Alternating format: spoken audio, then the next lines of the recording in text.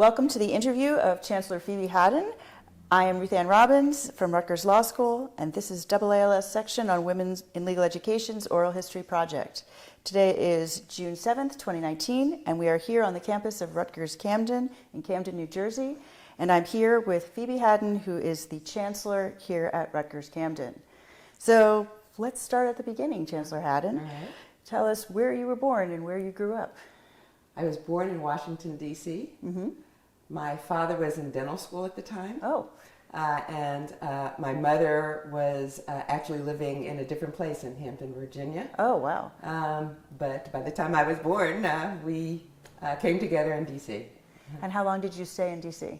Until he finished dental school. Okay. And is that where you grew up? Or... No. As soon as he completed his dental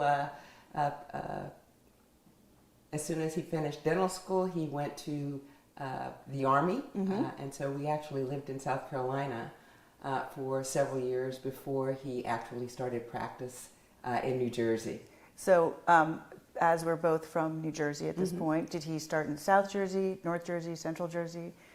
So he was from the South, as was my mom, and they were very intent on finding an integrated living environment for their now family of one, and soon thereafter my brother was born. And it was decided that New Jersey was the place where that integration could happen, but also a place where African American dentists were few and far between in North Jersey, so we went to North Jersey. We actually settled in Passaic, New Jersey, and we lived there. My parents lived there until they died. And did you have family that were there with you, or just... Not a soul. Not a soul. Not a soul.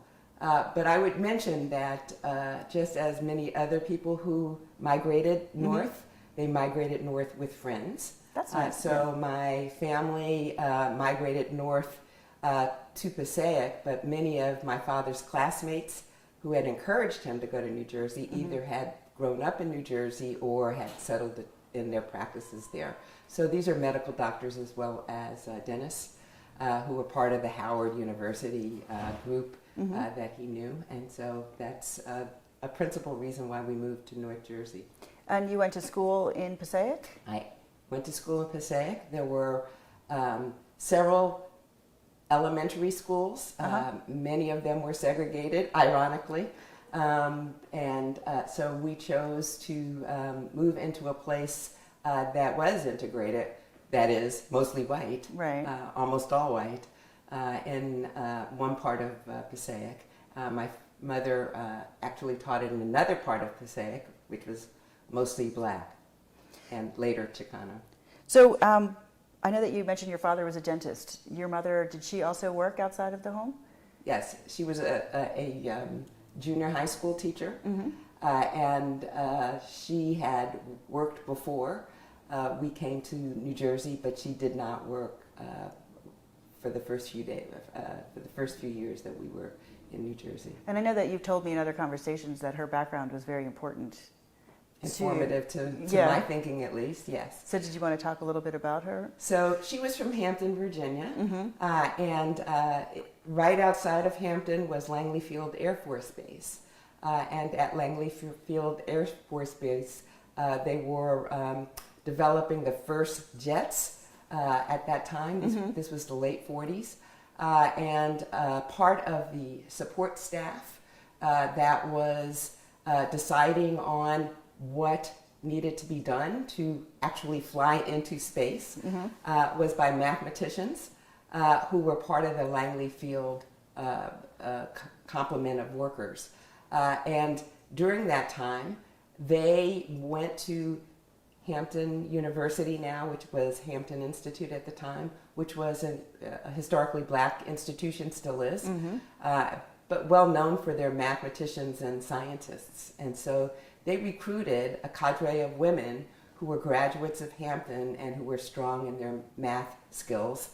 My mother was very, very smart, and so she was one of the first few who joined that group in the late 40s.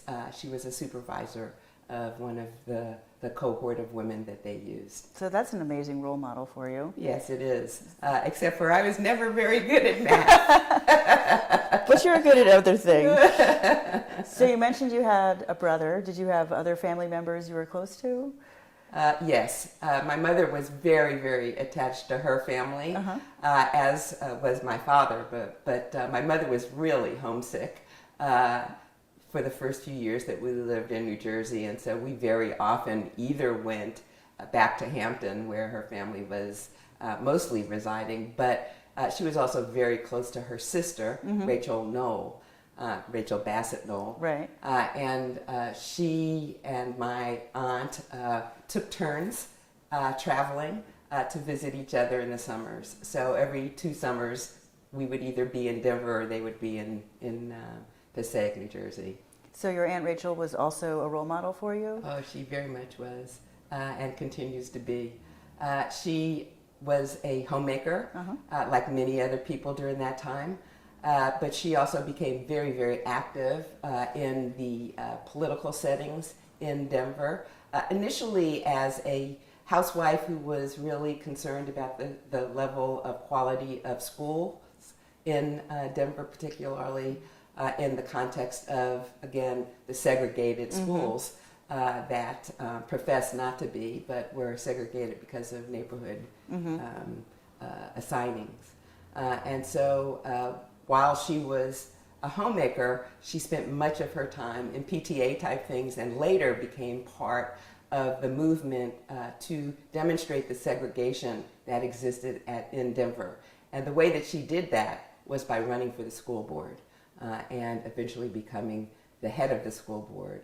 And during the time when they were challenging the segregation that was existing, she basically laid the groundwork for them being able to say that the schools were racially segregated. So, for example, each time the school board as a whole made a decision to locate a school in a particular place, and if it was a white neighborhood versus a black neighborhood versus a neighborhood where mostly Spanish-speaking students would be going, she would say, "Let the record reflect," and she would read into a record the fact that this was a decision that was made to continue or even support in a more robust way segregation, not integration. So how old were you when she was on the school board? Do you remember? I was in junior high school.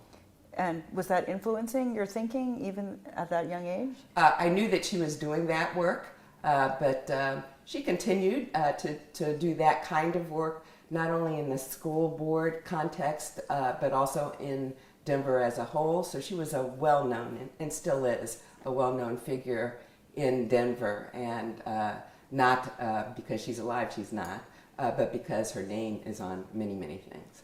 So Knoll, yes. So the Knoll resolution was part of what framed the groundwork for the Keyes decision, which is one of the major quote North, because it's in Denver, school desegregation cases. And that was from the 1950s or 60s? 70s. Late 60s, 70s, yeah. So that is wonderful. So eventually you had to leave your K through 12 education. Where did you decide to go to college?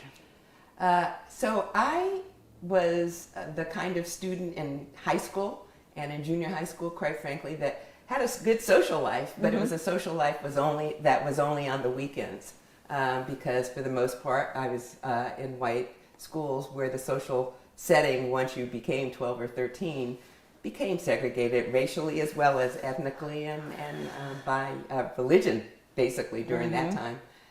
So my Jewish really good friends and I were really good friends in my high school environment, but we all went off to our other communities when we socialized on the weekends. Wow. Similar for some of the non-Jewish Catholic and Protestant students. So, I think the irony is that we think of the North as integrated, and I know that it is the case, and I still believe that it is the case, that, we live lives that are defined by who we are racially and socially, and some of that's good, But if it defines things like where you go to school and the quality of that schooling, it is not a good thing. That's a problem. The other part of it is that I think it made me really more committed to find environments where there was diversity, if not diversity in terms of race, diversity in other ways. But I digress because we were talking about my this college is your life. interview. And so at the time, I thought that I could replicate basically what I did during the socializing part of my high school career, and that is to study very hard during the week and be single focused on getting good grades, go to a quote good school, and do the same thing. The reality was segregation was existent in that time in terms of colleges and universities. So the Ivy League schools were not integrated by gender. They were men's schools. Yale and Harvard and all of the Ivy League schools at the time were male or only, and then there were the women cohort analogs, I guess, of the quality education systems. So I applied to all of the Seven Sisters schools, and I applied, I believe, to Cornell and maybe a couple of places that had started to integrate. But for me, going to a women's college was formative, but it was a consequence of my decision that I wanted to have the best education, but also have a good social life and be part of a group that could really be supportive during my undergraduate years.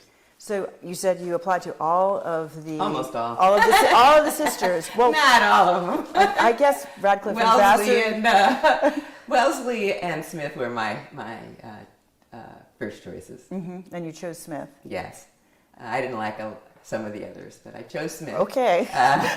In part, I chose Smith in part because I thought that it was a place both where I could find myself to be a good student because of the quality of the faculty, but also there were other men's colleges nearby, quite frankly, and there were other opportunities. Actually, in truth, I became really good friends with some women in Mount Holyoke because of the proximity and because we socialized together on the weekend. So I know when you went to college and chose Smith that you were definitely amongst women. Yes. So were there a lot of women of color at Smith at that time? So at the time, there were not. By the time I graduated, there had been a push, mostly by the students, to increase the number of students of color. And so by the time I left, there was more of a, shall we say, critical mass.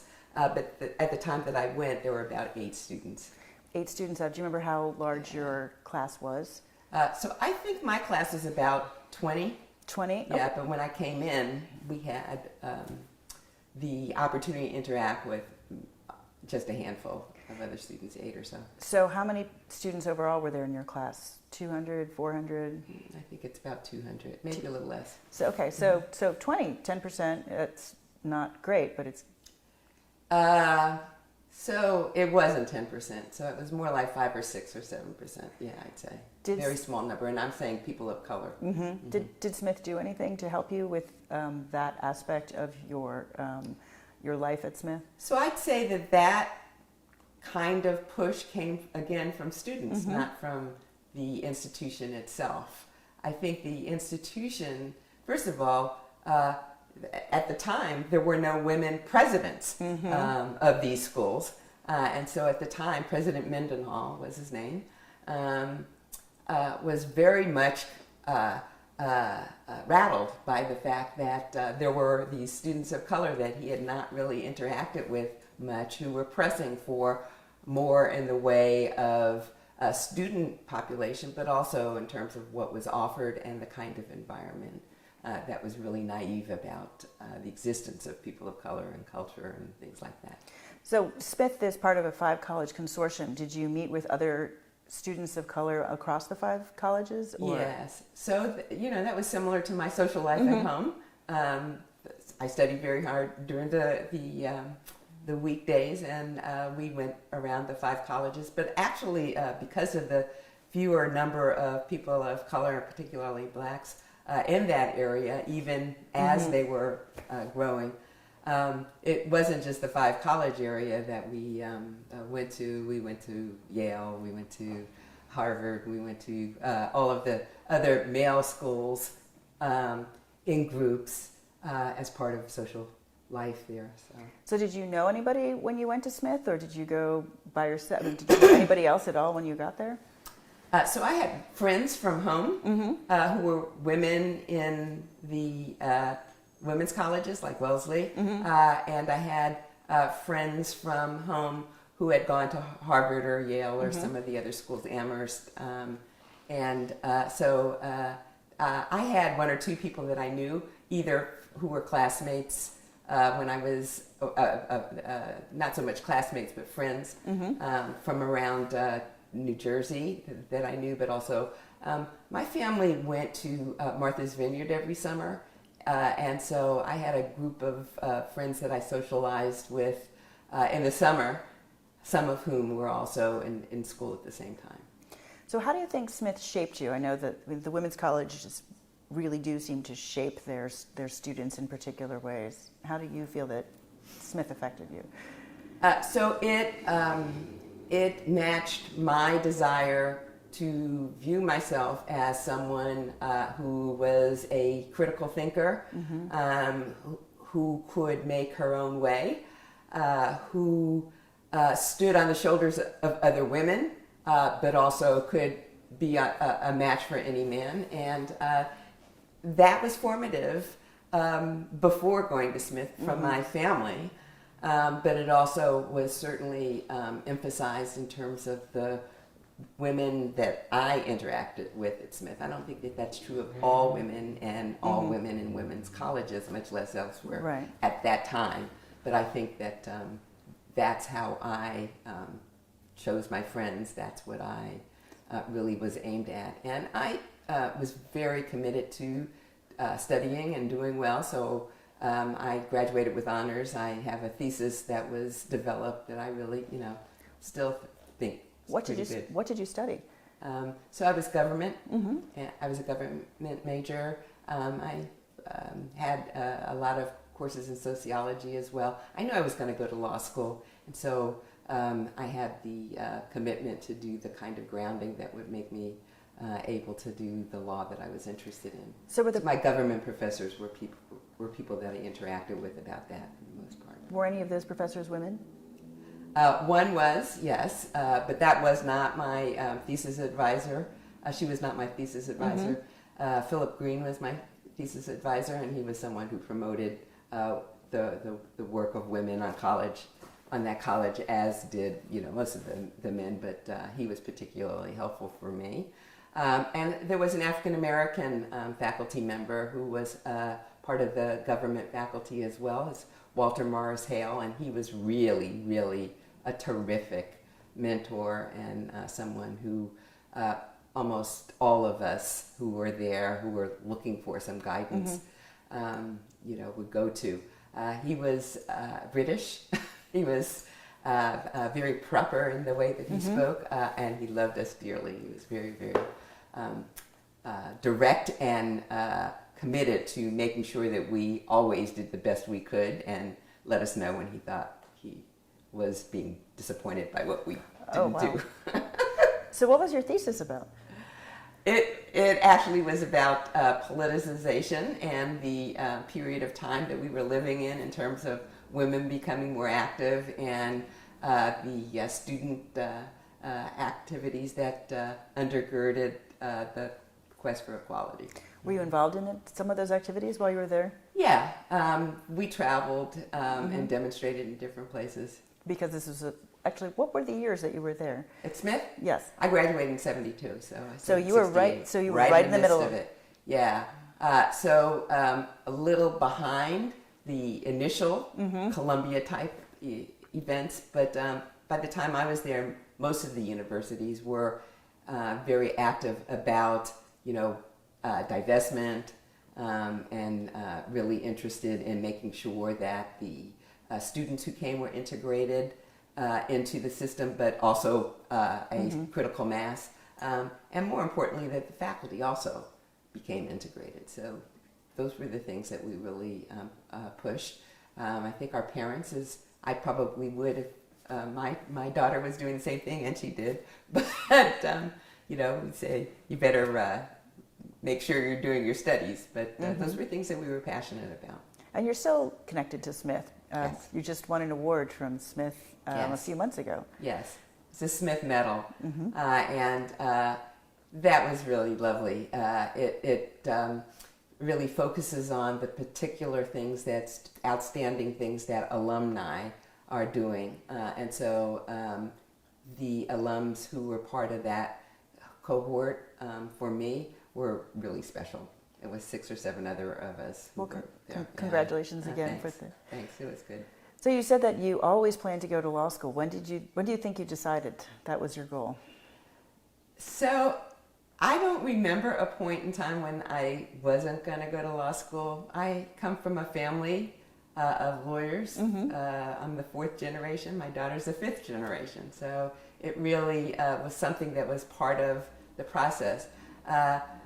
The women were not lawyers. I was the first woman in my family to be a lawyer. But my aunt, could have been a lawyer. Yes.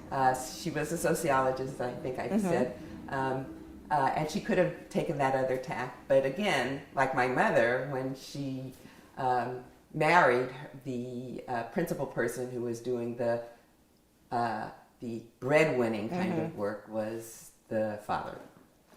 So where did you decide to go to law school? So that was a consequence of a number of different things. I went to Duquesne Law School in Pittsburgh because that's where I was living. I had, after I graduated from Smith, I really thought I wanted to go to law school, but thought it was probably a good idea to try to do some things that were law related and see if I really liked to do what I thought I liked to do. So I went to the National Labor Relations Board, and I was a field examiner. What does that mean? So we investigated unfair union labor practices, and that was the level of job that I could do at the NLRB without having a law degree. All right. So for me, that was formative by happenstance, because that's the job that I was offered as a result of qualifying through one of the government testings. I can't remember what they're called at this point. Civil service exam? No, it's not civil service. It's more professional. Okay. But at any rate, I qualified for some of the positions that were in the Pittsburgh area, and because I was married at the time, which we can talk about as well, I had to stay in that area. And I was part of the breadwinning activity of our marriage. So the National Labor Relations Board was a really good job for me. It gave me the opportunity to interact with other lawyers who were actually at the NLRB and in my office in Pittsburgh, working on unfair labor practices from the court side, and I was the investigator. Part of the group that investigated unfair labor practices. And union infringements. Okay. So I want to actually make sure that I have the chronology straight. So you graduated from Smith, and then you went to Pittsburgh, Yes. and somewhere in there you got married? So I graduated from Smith and immediately got married in December after that. And who did like many people. And who did you marry? I married somebody that I met who was at Wesleyan at the time. Did you meet through your activities or? Through my social activities, yes. So were you the same year? No, he was a little older. Yes, 2 years older. Okay, so you married in December and you moved to Pittsburgh. Yeah. And you worked for the NLRB. Yeah. How long did you work for the NLRB? For 2 years. And then I worked for 1 year in Ohio and 1 year in Pittsburgh. Yeah. both for the NLRB? Yes, yes. And then you decided that yes, you wanted to go to law school. Yes, and so I went to Duquesne at that point. So there were two major law schools in Pittsburgh, and so I applied to both of those.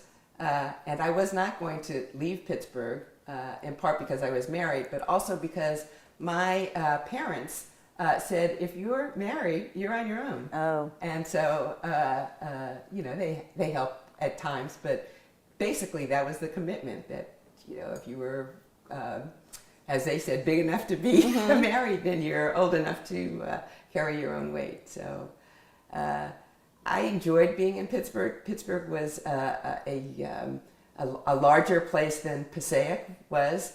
It was very much a higher education place.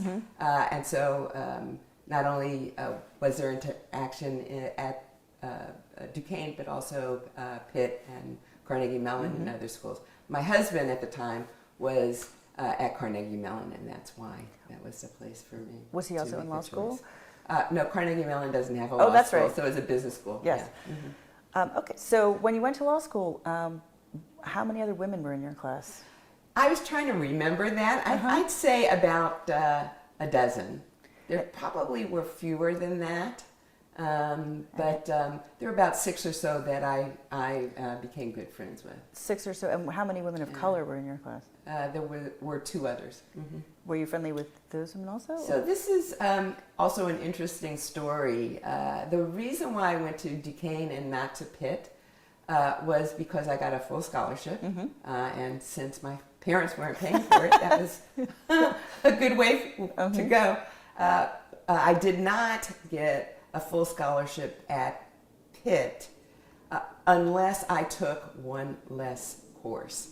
This was an effort on the part of the University of Pittsburgh to, quote, support their students of color. Oh.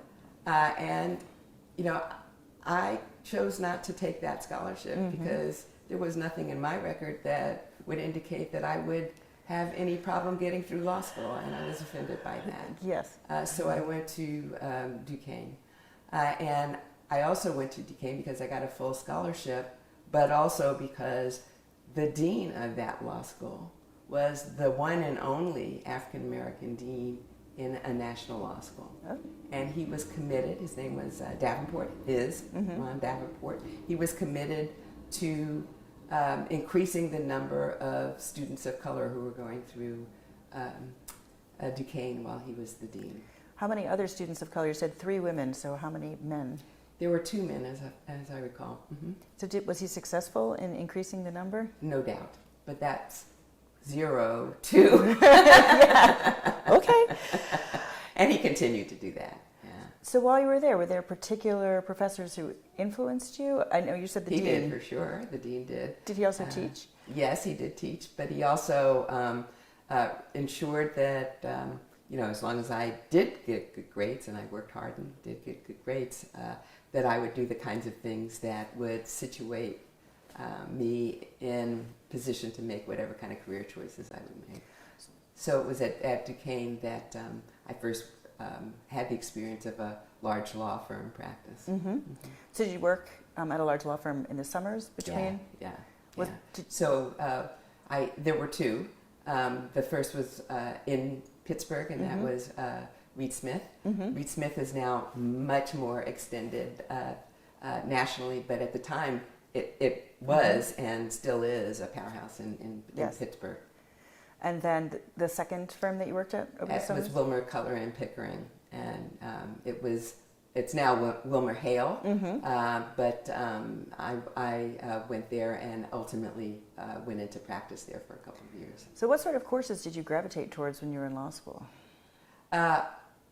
It was just like I was in high school. It was basically what people said you did to succeed in your career. And at the time, I had absolutely no desire to be a partner in a law firm. That really was not my interest. I saw law as possibly a teaching opportunity. That's what I always had imagined. But I also thought about other kinds of things that you could do with law.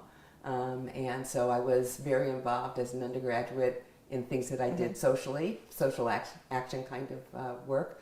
And so I saw that I could do some things, either with nonprofits or others through my law degree.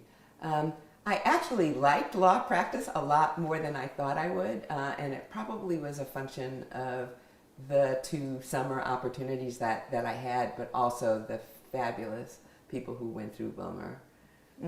That firm is just a tremendous powerhouse in terms of not only grooming students to move on and think of themselves in law firm partnerships, but also just being good public citizens. There were so many examples at that firm of people who were committed to their city, to their state, to the national topics that they became involved in, not necessarily through bar associations, but because they were public citizens. And that's formative for me because I think that that's an important aspect of what we should tell our students of law to think of themselves, the obligations to be good public citizens. So it sounds like your law school time was incredibly busy. How did you balance your personal life? You talk all about the importance of the social life too. How were you balancing that? Yeah, I was not balancing it very well. I was really single focused on doing well in law school. I liked what I was doing, and many of my friends were also in professional schools as well, so I guess that was also the case. But mostly it was that I was single focused, and I became editor-in-chief. And that was really another formative experience for me. How many women of color were there who were editor-in-chief at that time? Not many, if any. I was featured in, quote, Jet magazine. I don't know if I do know that. You do know Jet magazine? I do know. That's really funny. So that was a circulated magazine for mostly the edification and enlightenment of people of color and African Americans in particular. So I was featured with Dean Davenport as what was professed to be the first editor-in-chief in a national law school. And that's the kind of thing that's been making news even now, so that's an amazing first. Yeah, it was something that I didn't really think was a big deal because I really liked what I was doing and I was working hard and I enjoyed the work that I was doing. So it was natural. I have to say that it wasn't so natural for some of my other classmates. So one student in particular came up to me after I had the news that I was the editor-in-chief and said, "Oh, so what are you going to do with your law degree? Diaper your babies with it?" Oh, how did you respond? I was taken aback. I had never heard anybody say something like that and feel privileged to say it to my face. And so I said, no, I think I will be doing much the same as you will probably be doing, or better. And I walked away. So very good. Yeah. So, so you graduate editor-in-chief, and then you move on to practice. So that editor-in-chief position really gave me an opportunity to widen the berth, the places that I might be interested in going to. And at that point, I really knew that I didn't have to stay in Pittsburgh. I had worked very hard and didn't spend much time cultivating a good marriage, and so basically I knew that I was pretty much going to move on my own.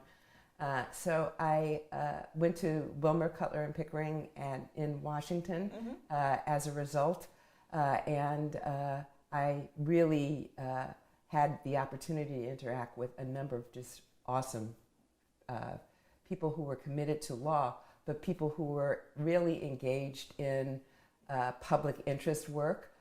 They really had a commitment to viewing lawyers as public citizens. And that public citizen focus, I think, really shapes the way I approach what I do now, but also shapes, for me, what I think the quality of being a good lawyer is. It's not defining or confining, I guess, in terms of what you're going to do, but what you do should impact on the rest of society, I think, in some way, whether it's, what you do as your extracurricular kinds of activities, or what you do in terms of your own practice, or how you influence the development of other people who might either already be in law or might consider law. So was it a large firm? Yes, Wilmer, Cutler, and Pickering. Office? It was huge, yes. Was it in the middle of Washington, D.C.? Was it Yes. on the outskirts? So Yes. you were really in the action. Yes, the 1600 block of K Street. Oh, Yeah. very central. Yeah, yes. And then So Wilmer, Cutler, and Pickering is the Cutler of the President's Council, okay. Cutler. And the Wilmer of it was a very, very well-known public citizen as well nationally. He was not there when I was there. But when I was there, it was Wilmer and Pickering because Cutler was counsel for president. So I know that you also clerked. Yes. I clerked for Judge Wise on the Third Circuit Court of Appeals.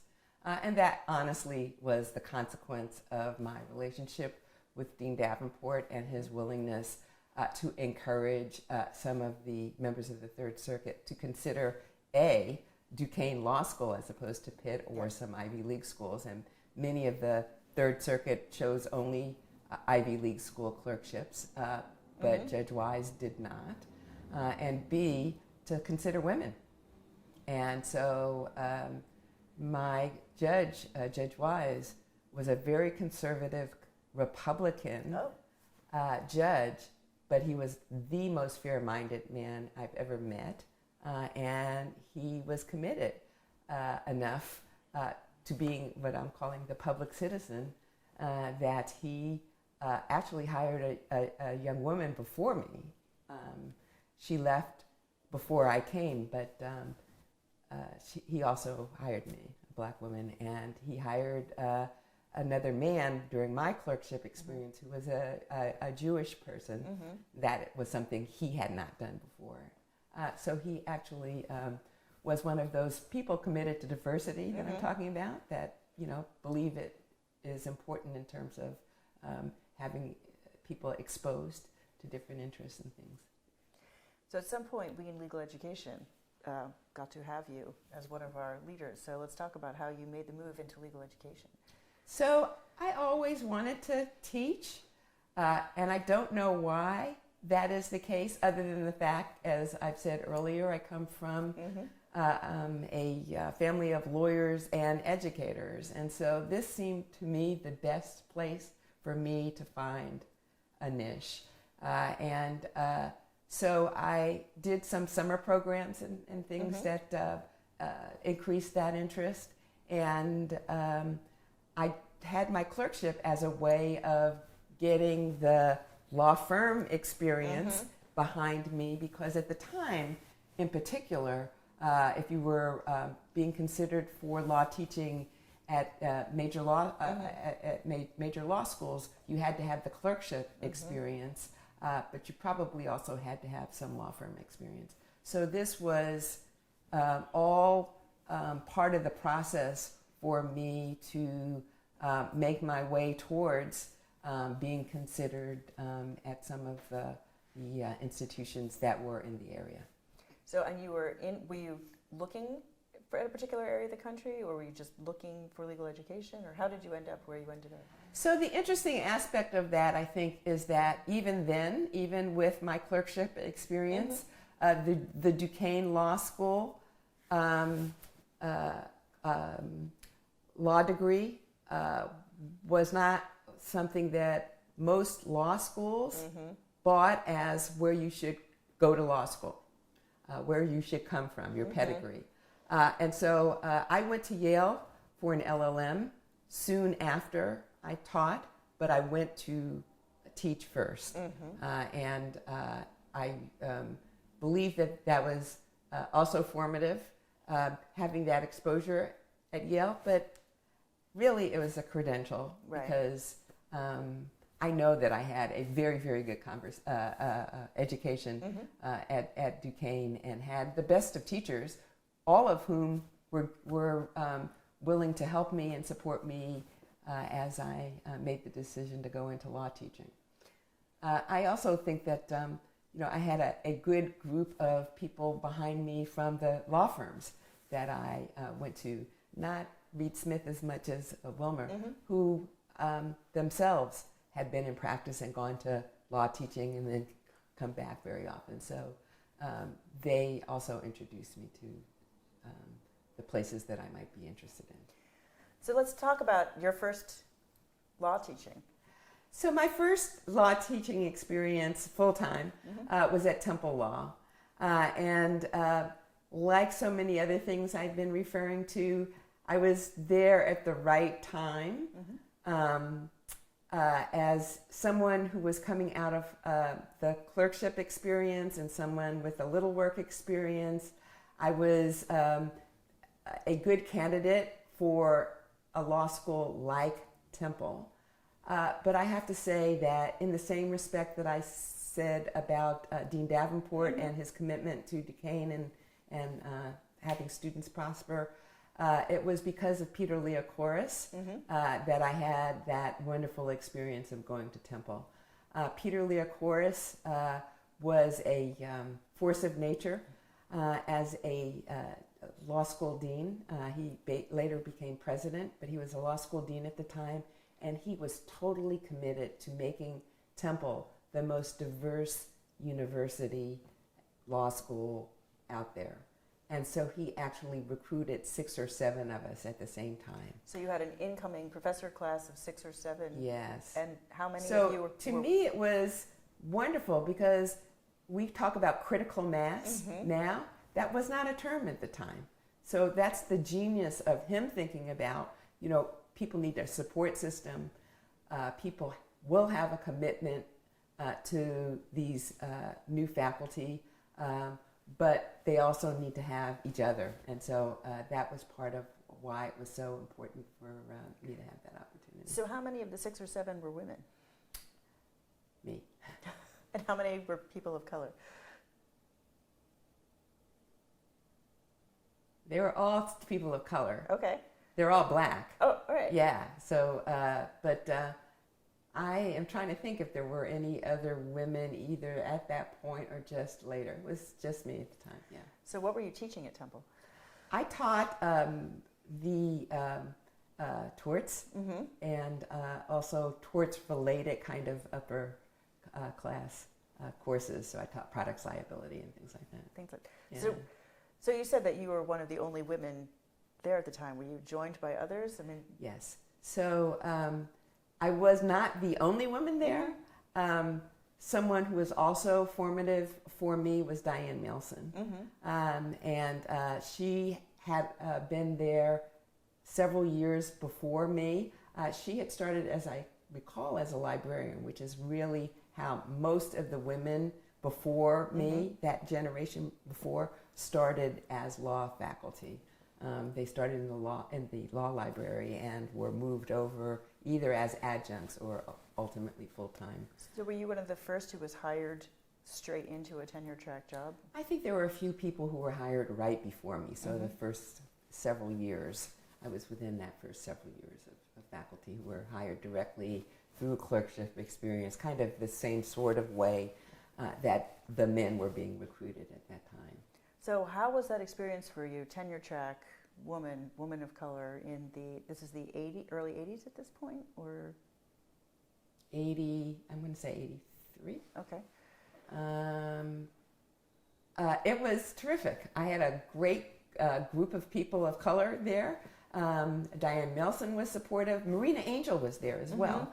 And she was a force of nature herself.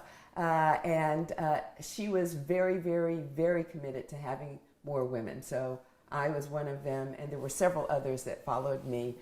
So there was a critical mass at Temple during the time that I was there, where we thrived because of the support system that was laid by Peter Leocoris. His commitment was clear, but also in terms of the other people who were there who were prepared to be there for you. So what about the students? Were they diverse? Was that a diverse population at that time? Increasingly. It wasn't broadly diverse, but during the time I was there, it certainly increased dramatically in terms of the diversity. And it was, again, one of the most diverse law schools in the country. And Peter Leocoris was committed to that notion. Were there conversations about this with the students, or was there any kind of special mentoring going on for women of color who were students or students of color? So there was a women's law caucus, and Marina Angel was really focused on that, but she was also focused on making sure that other women thrived in the law school. Now, there are ways of leading that kind of charge that can be controversial, and so Marina was, as I said, a force of nature, and really, really has to be credited for many of the things that are diversity related that happened at Temple. But she was also, and continues to be, an opinionated person, and that makes her charming as well as a force to work with. So at some point you started moving towards leadership roles, and I'm wondering what made you interested in how you moved there? So I always wanted to be a university president, but I never wanted to be a law dean. Okay. And the some irony university there. president was a function, I think, of wanting to make a real and dramatic mark in higher education. Some of the things we've already talked about in terms of diversity, in terms of women, and kind of the slow progress that was being made at the time after I attended law school, really convinced me that we had to do more. And that it had to start before law school to really make sure that women are self-confident and can imagine themselves in positions of leadership. And it wasn't happening at the time. There were not many women who became deans. There were not many people who became presidents at all. There still aren't. It's a tipping point of about 30% even now for women presidents. But that's something that I wanted to change and something that I wanted to be a part of in terms of the charge. So I would say that one of the first places that I acknowledged that and worked towards that was in the HERS program. The HERS Institute is Higher Education Resources Institute, is an institute that is devoted to women in higher education leadership. And so Diane Melson, whom I've already mentioned, had gone to HERS several years beforehand and said to me, as I was a law professor, you ought to think about going to HERS. And HERS was formative for me, like many other things I've mentioned, because that was the first place that I said I wanted to be a college president. But it was also at a time when I had a young child. Literally, I went to HERS when my daughter was about 9 months old. And basically, the reason why I chose to go to HERS at the time was that I actually timed the travel and realized that I could get there in about 10 minutes or 15 minutes and could actually stay for most of the day. And I negotiated with HERS to be able to go home at night. They had a requirement at that time, strange as it may seem, for women in higher education, that you had to stay for the 5 weeks or however many it was at the Institute. Where is the Institute? In Bryn Mawr. And so I timed how long it would take for me to get from my house to Bryn Mawr. And during the times that I would have to travel, it would be about 15 or 20 minutes. I discovered all kinds of shortcuts. And literally, each morning, I would wait for my babysitter to get to my house. I would basically throw the child. I'm familiar with that. I'm sorry to say that. But in her arms, and then I would dash to hers each morning. And it was there that I met one or two women presidents among a host of other men presidents who came to tell us about what it meant to be a leader. And I said that I would want to be a president when I finished hers, and that's what I would be working towards. And it was something that was kind of path-breaking for me, but also path-breaking because not many of the people who were at hers, and it continues to be the case that not many actually profess that or say that that's what they want to do. Many people go to hers and still think about being an associate dean or maybe a dean or maybe someone in the administration, but not necessarily a president.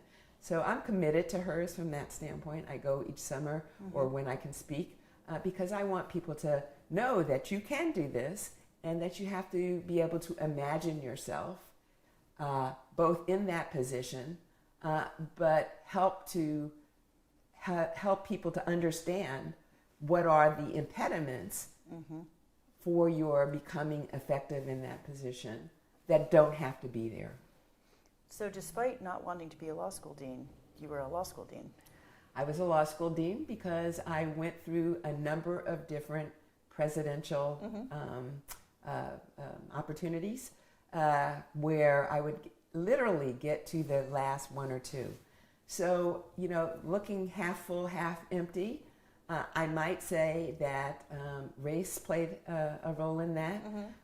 I might say that gender played a role in that for a presidency. But I know that what they said to me is that, well, you don't have administrative experience.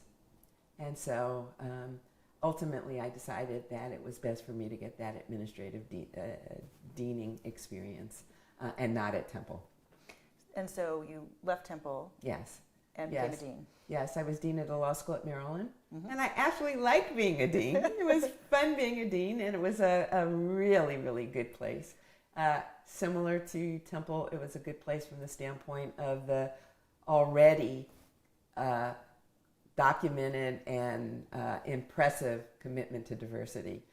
So there were more women faculty at Maryland in law than any other place. Oh, that's wonderful. Yeah, at the time. And and also there had been a woman dean already. So I wasn't the first in all respects at Maryland. And there were a number of African American and other diversity related commitments that Maryland had made in terms of the faculty, students, and in terms of their community commitment. So what are some of the things you're proud of from your time as dean there? I continued that commitment, so I continued to hire people. We had a number of different students who were able to get tremendous clerkship experiences, in part because there were people of color who had graduated from Maryland and were prepared to have these students have these experiences themselves. There was a community of people of color, but a community of, I think, people committed to higher education at Maryland that I found really enlightening and invigorating. It was a very good place for me to be. And the timing was perfect from the standpoint of also at the University of Maryland, there were a number of other women and African American deans. So the interaction was really rich and robust. And I know that University of Maryland's law school is known for its public citizenry and giving back to the community. Yes. So they have, it wasn't articulated as civic engagement, but it was a civic engagement commitment that was longstanding. And you were able to add to that? Yes. Oh, yes, deeply. So was there any challenge you faced while you were dean there that really made any impact on you or anything like that? I think that people were feeling their way through this notion of so many women and people of color in leadership positions there. I think that also, though there were students of color, they weren't as many as one might have imagined in a diverse environment like that. So making sure that students actually graduate and pass the bar was something very, very much of concern. and the bar was a limitation. And there was that deep racial history of Maryland. That was a layer there, not at the University of Maryland, Baltimore campus where the professional schools landed, but in the University of Maryland system as a whole, there was that layer. So it made for an interesting dynamic because I've never been surrounded by so many wonderful people of color and white people who were committed to this kind of work at Baltimore, and yet, still struggling in a racialized environment in Maryland in many places. So how long did you stay there? It was 5 years. Yeah. 5 years, and then where did you go next? I know the answer to this. So I wanted to make sure that people understood that I was committed to being a dean. So I stayed for 5 years. And 5 years is a term, more or less, understood for deanships. And I thought that I had done a number of different things that situated me in a position where I could actually see my way towards actually becoming president of an institution. And so I applied at just a couple of places and actually got the offer at Rutgers Camden right away. So it was something that was meant to be, I think, in terms of where my next stop was. Right, and so for people who don't know, I just want you to explain where Rutgers Camden is situated geographically and how it relates to everything that you've, I think, worked towards. Yes. So Rutgers University is Rutgers, the State University of New Jersey. And there are 3, I'm going to call them campuses. We don't always call them campuses. Sometimes we call them universities. There are 3 or 4, depending on how you count them. And they are Newark, New Brunswick, and Camden. I call them North, Central, and South. But oh, do you really? I think I'll start developing that habit. Anyway, they are both compromised, again, by the quirk of New Jersey. New Jersey is one of the roughest places to get from north to south, much more than places in the South. Yes. But this is a real barrier to Rutgers becoming Rutgers 1, but it also provides opportunities for each of the campuses to define themselves. And so Rutgers Camden has been known as the South Jersey Center of Excellence, I think. The world-class Rutgers, as we say, opportunity here in South Jersey. Newark, similarly, is locally focused on much of what they do in Newark per se. And then New Brunswick, as many people know, is kind of that large, very, very large, but Ivy League type university experience. And historically, I know this from my husband who went to Rutgers. Historically, Rutgers was, as I was saying earlier, one gender, male, and it was approaching the Ivy League. And so there was a turning point where it went from being approaching the Ivy League to approaching the Big Ten ultimately now.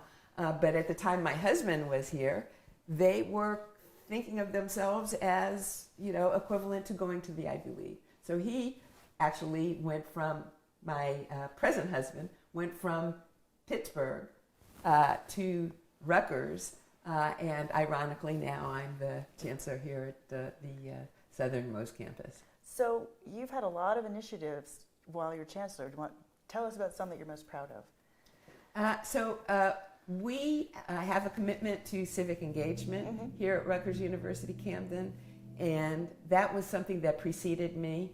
The previous Chancellor Wendell Pritchett was very much committed to defining what that means in terms of not only being an anchor institution in Camden, that's part of the Rutgers system, but also foundational in terms of the development here in Camden. but also in terms of viewing this as a place that is regionally important.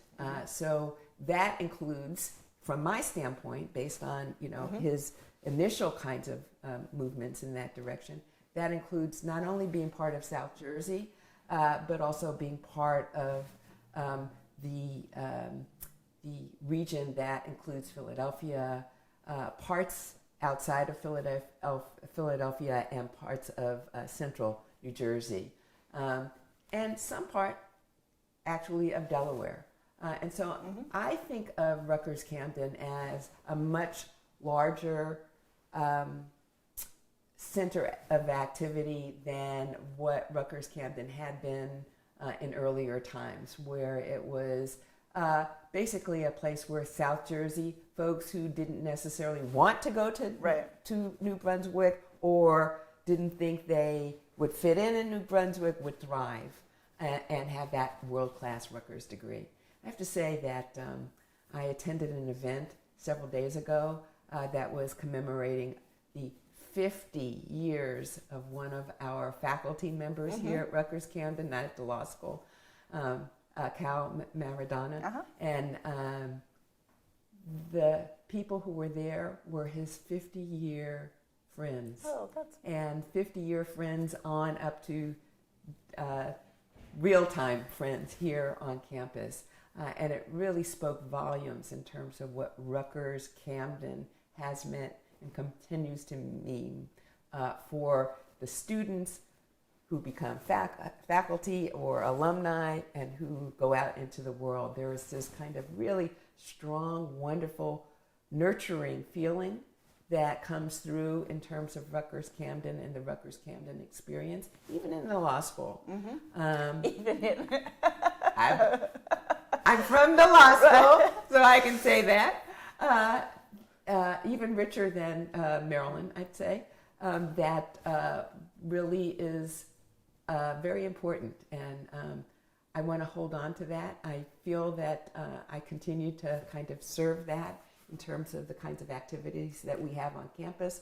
Rutgers Camden also was always was always first generation, not third, but it was white. It was all white.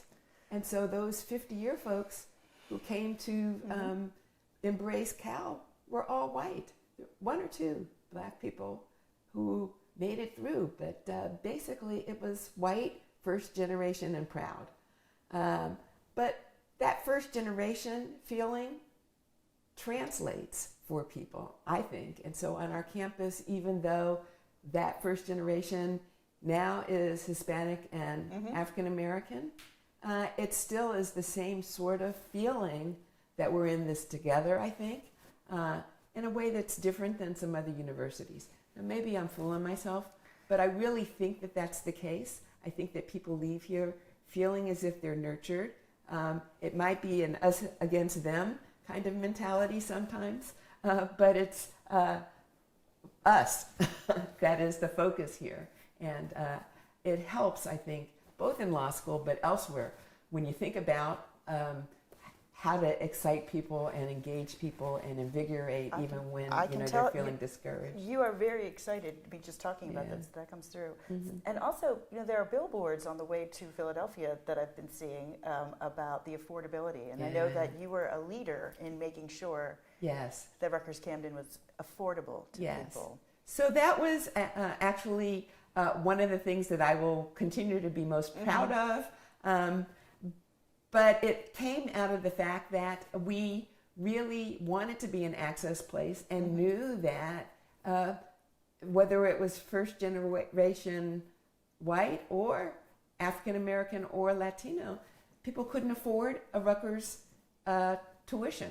And so our enrollment manager, actually, Craig Westman, was responsible for figuring out how we could cobble together the amount of money that comes from federal and state support with what we could generate in tuition payments and continue to grow in a way that would enable those who couldn't meet that gap themselves through scholarship support. So the program is called Bridging the Gap, and that's what we do.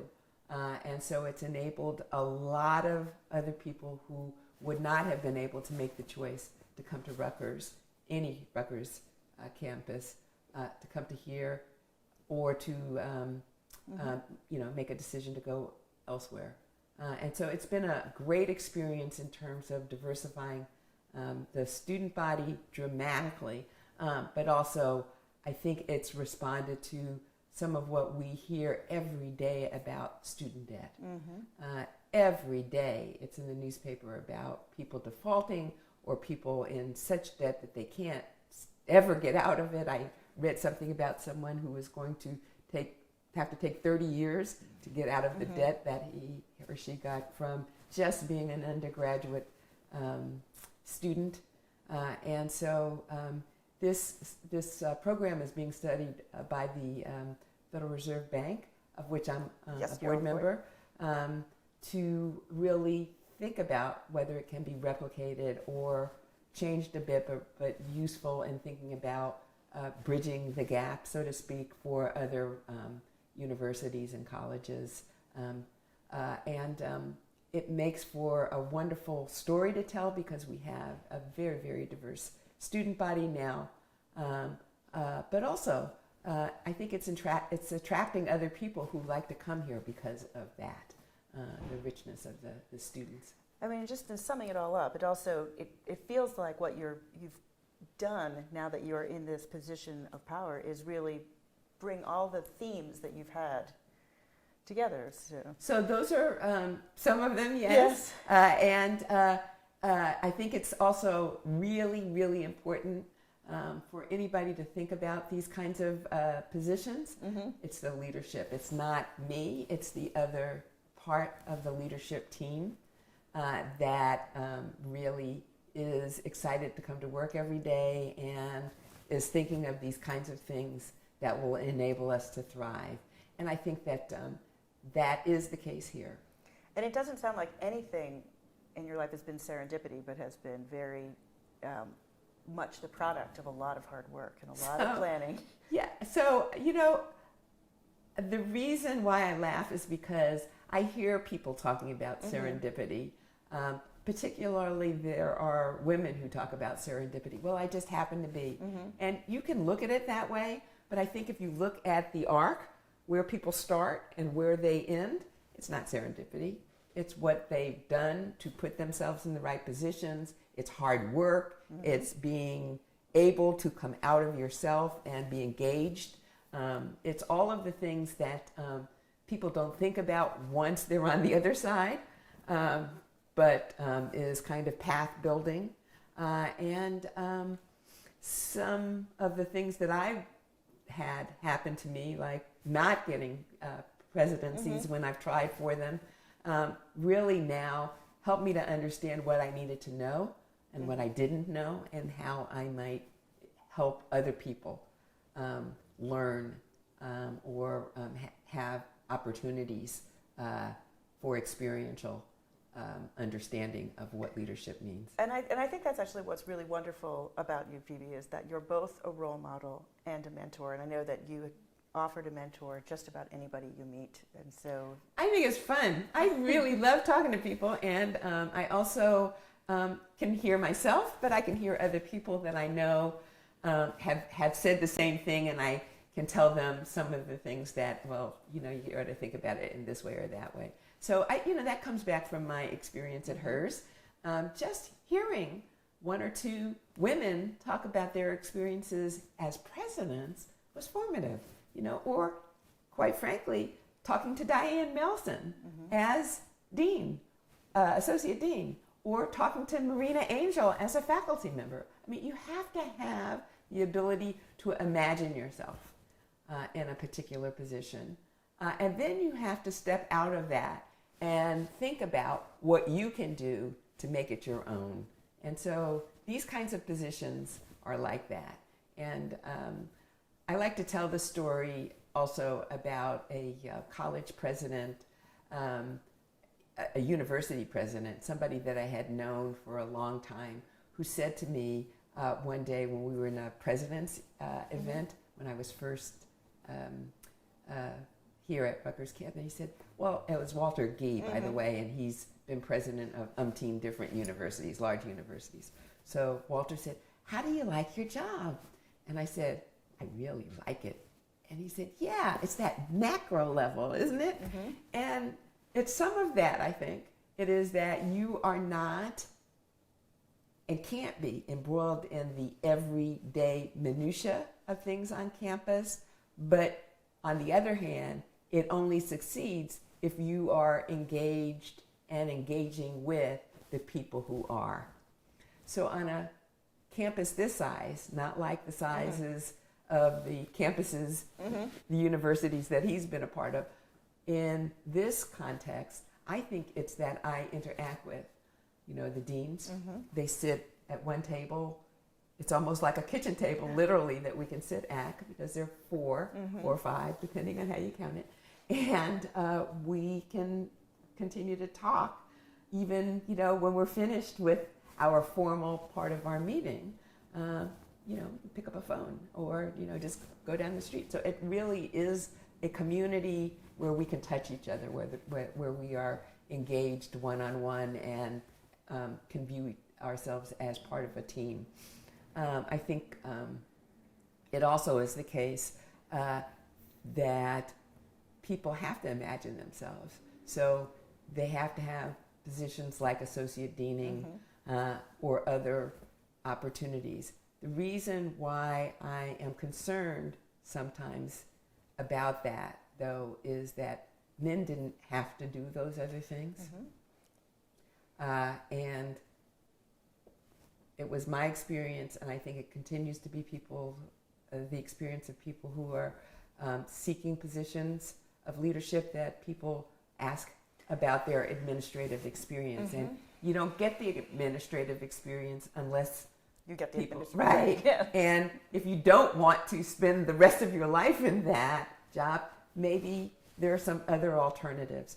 So for me, those alternatives were board positions, where I chaired boards and were in leadership positions in things other than higher education, often dealing with issues of higher education, but not, an institution. And you've received many accolades for everything that you've done, as well as, so I know you're members of the board here in the Philadelphia area and nationally, and AALS has recently honored you. Yes. So that was a Lifetime Achievement Award, and I have to laugh. You're too young for that. I know. I have to laugh. I want to say, is this the end? Is this the arc? But that was very, very special. And it was special for several reasons, I think. So many people I know in higher education, but particularly in law school education, were there. Oh my, it was so nice. And it's named for Ruth Bader Ginsburg, who herself was a law professor at Rutgers. And that's a wonderful thing. And the sad part for me, but to be continued, is that she was not able to come for the first time to give the award. She always has been there, and up until the last day, we were hoping that she would be able to come. And she's doing much better now, so I've actually made contact with her office, and I'm sending a letter to let them know that I want to come and find a date to come real soon to get her to take a picture with me in my award. So that was very, very special. And that was the same year that I got the Smith Medal. So it's just, this year was terrific. That's amazing. Yeah. So I think, is there anything else? Otherwise, I think we're at the end of our time together. So have I missed anything that you really want to say? So I think, the beat goes on. I love being at Rutgers Camden. I think this is a terrific place to find my heart and soul, and to continue the work that I think is important. I think that there are lots of connections that I am able to make at a place like Rutgers Camden, where there are only 4 deans and 4 very, very good schools and world-class Rutgers faculty. that will enable us to really thrive. So I'm still looking forward to getting up every day and being a part of this leadership.